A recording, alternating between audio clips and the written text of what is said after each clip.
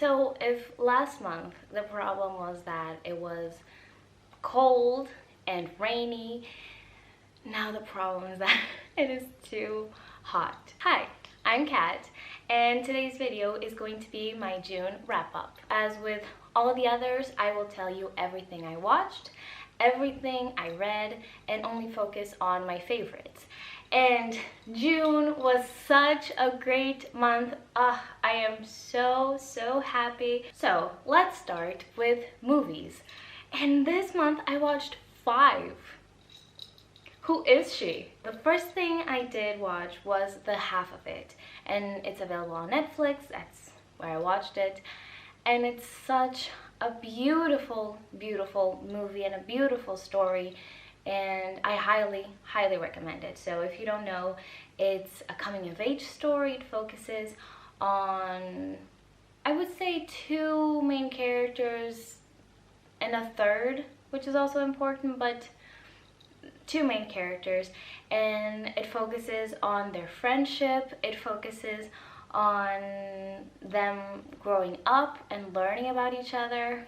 It's so beautiful, it's so wholesome, and I absolutely recommend it. The next movie I watched was Disclosure, and this is actually a documentary. It was incredible. So this documentary focuses on transgender and transgender on film in Hollywood.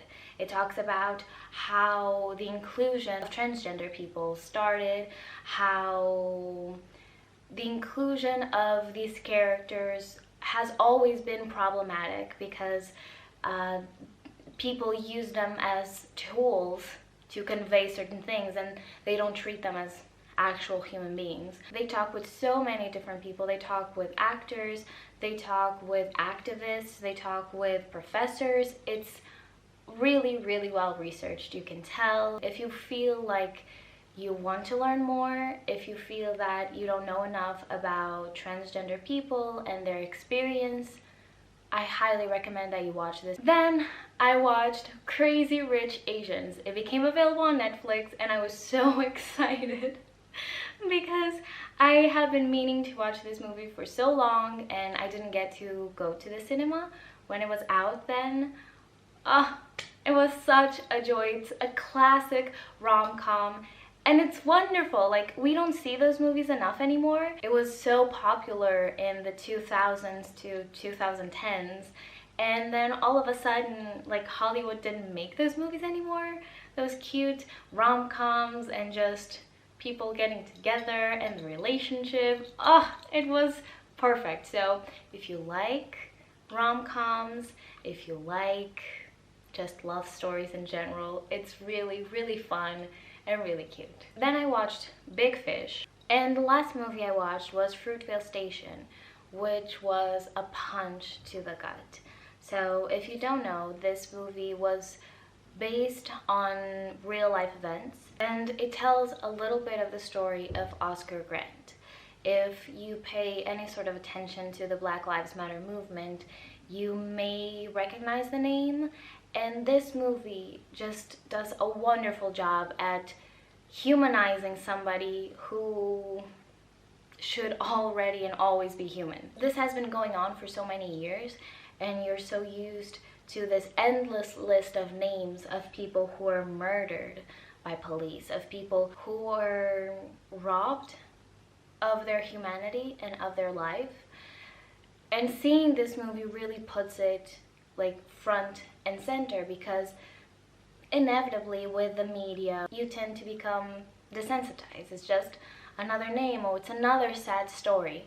And I think these movies, although we shouldn't need them, we shouldn't need to have torture porn, we shouldn't need to see somebody suffer for it to mean something. It's unnecessary as a whole, but sometimes seeing that front and center really confronts you. It's not trying to glamorize anything. It doesn't show you Oscar Grant being the next president. It doesn't show you him being extraordinary in any way. He was a person, and that's all he ever needed to be. So this movie really shows the banality of his life, but nevertheless, the importance of his life and the way it was taken from him, from his loved ones, from his family was brutal. It's not an easy movie to watch, but I'm really, really glad that I finally did. Now, moving on to TV shows. This month, I actually watched 2, which is always fun. And the first one was Queer Eye Season 5. I have such a huge love for Queer Eye. And those guys, oh, they are such incredible people. And the show as a whole, it's impossible for you not to cry sometimes, not to smile. It's just a feel-good program. It's so beautiful, and if you haven't watched it already, I highly recommend. This season 5 was the newest one they did, and I loved it so much. And the other TV show that I watched was actually Patriot Act season 6. I love it so much. This show focuses on the news and current problems that are happening in the world. So each episode will be dedicated to a certain topic, and they really explore it. But then there's always a lens of comedy, because Hassan Minhaj is a comedian. He worked for The Daily Show, if I'm not mistaken, so this is kind of his wheelhouse, and he does an incredible job. I love it, and I highly recommend it. Please go watch it if you haven't. Then we have comedy specials, and this month I actually watched 3. So the first one I watched was Michael Shea Matters. Then I decided to rewatch Russell Brand Rebirth. And then the last one I watched, and this one is actually available online, was Dave Chappelle 846. This one I watched because Philip DeFranco, who is a YouTuber, recommended it on his show. I was not aware that this even existed. I don't follow Netflix on YouTube. So yeah, if you want to watch this, it's available on Netflix. I will leave the link below. It's easier if you want to check it out.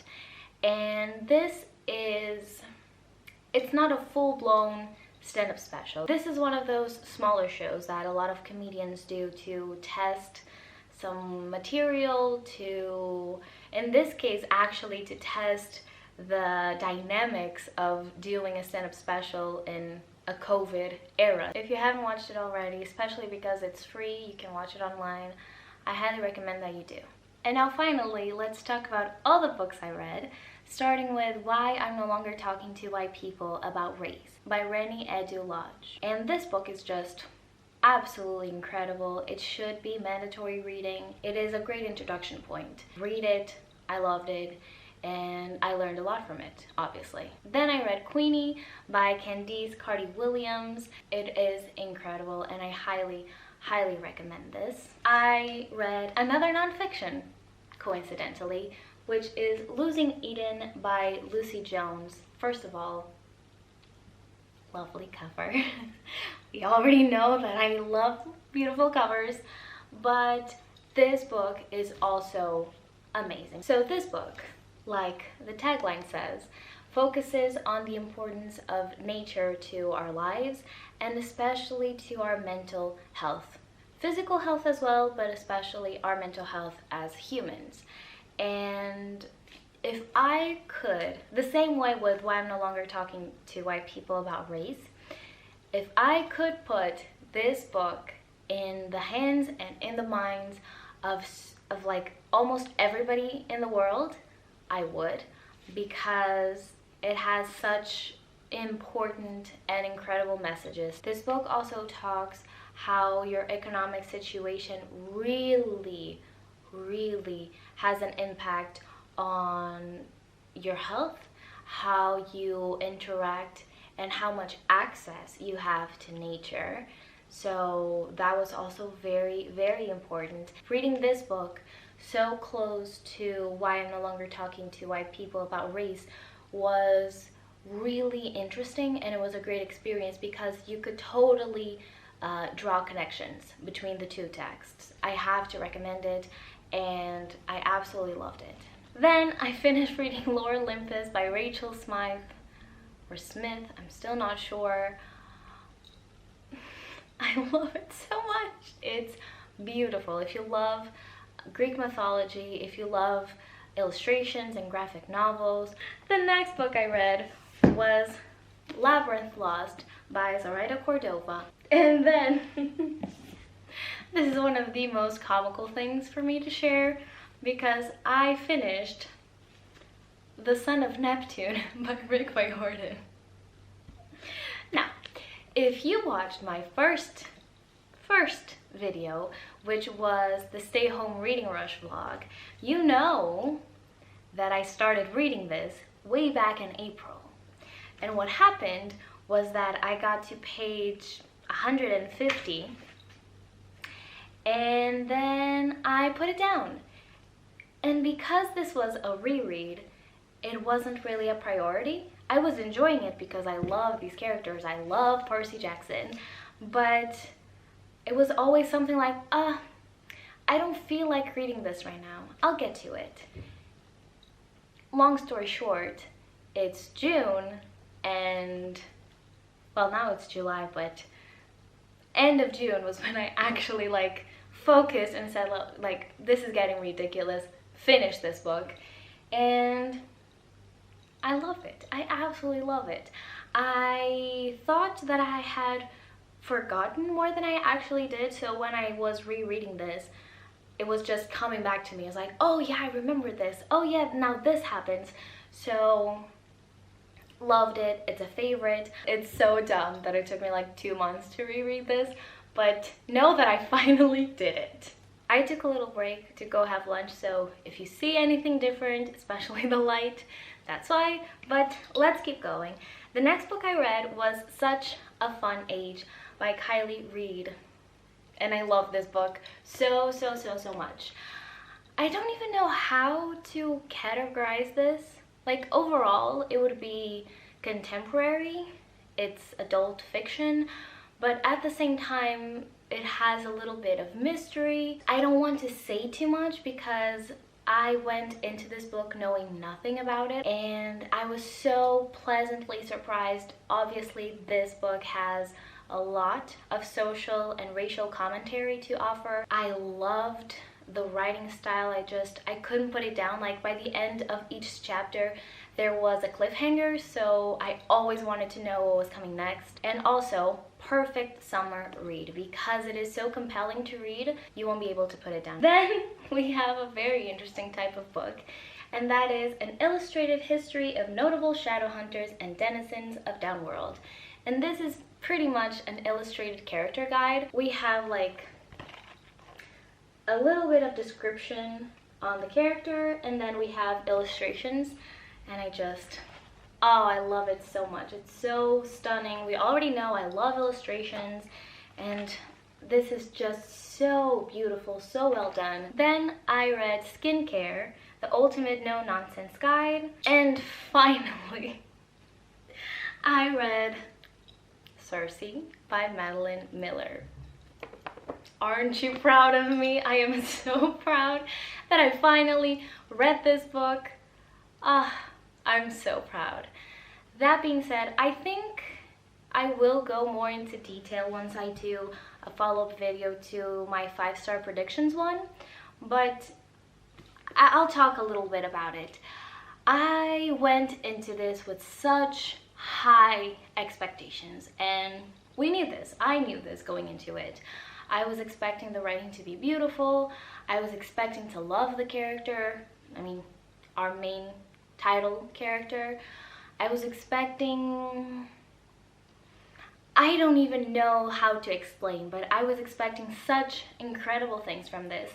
And unfortunately, I ended up being disappointed. I think Madeline Miller is really accomplished at establishing the characters. It wasn't the episodical nature of this book that bothered me. It was fine, but the characters didn't jump off the page. It feels like we are really stuck in the original material, and I would assume that she took some liberties with this book, but not enough. I don't know, maybe Madeline Miller is not for me. We finally got to the end. I am betting that this is long because I had a lot of things to say. I enjoyed a lot of the things that I watched and that I read. So I am more than happy to share them with you. I hope you enjoyed it. Please tell me down below in the comments what was your favorite thing that you saw or that you read this month. I'd love to know. And yeah, that's it for this video, and I'll see you next time. Bye!